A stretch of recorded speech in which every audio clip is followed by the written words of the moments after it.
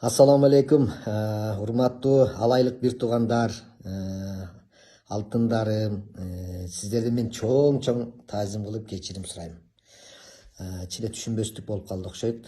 Ойлонбой сүйлөгөн оорубай өлөт болуп мен дагы бир теңирчиге теңеле коем деп, ал динге каршы чыгып, токтоткула, муну токтоткула деп эле каршы чыгып аткандан ачуум келип угуп турсам, статистика кылып эле ал айда мынча аксакал простатит болуп өлдү, анан мынчасы простатит болду, жаш балдар минтип дей бергенден баягы тамашалап көнүп калган жаныбыз эмне алайлыктардын баарын эле ошондой болуп калды деп атасыңбы деген мааниде баягы тамаша жолу менен аксакалга деп айткандагым ошол алайлыкмын деп өзү айтып аткандан. Анан ошон үчүн муну туура түшүнүңүздөр, алайлык бир туугандар, алайлыктардан жакшылык көргөндөн башка эч жамандык көргөн эмесмин.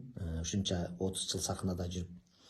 Бул деген ошол аксакалдын жалпы алайлыктарды жаманатты кылып, ошондой сөзгө калтырып аткан, жалпы эле алайлыктар эле эмес, Кудайга каршы чыгып аткан адам экен. Ошон үчүн ошого карата сүйлөп коем деп, анан көпчүлүгүн тарынтып алдым окшойт. Ошон үчүн чын жүрөктөн кечирим сурайм, кечирип коесуздар. Эч кандай жаман оюм жок алайлыктар деп антип мен бул какшык, бул ошол аксакалга карата.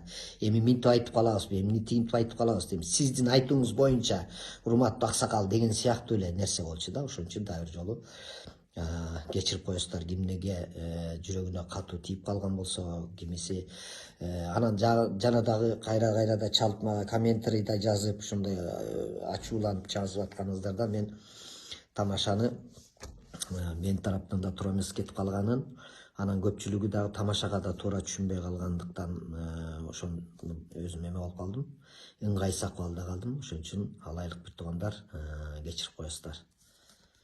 Аман болуңуздар.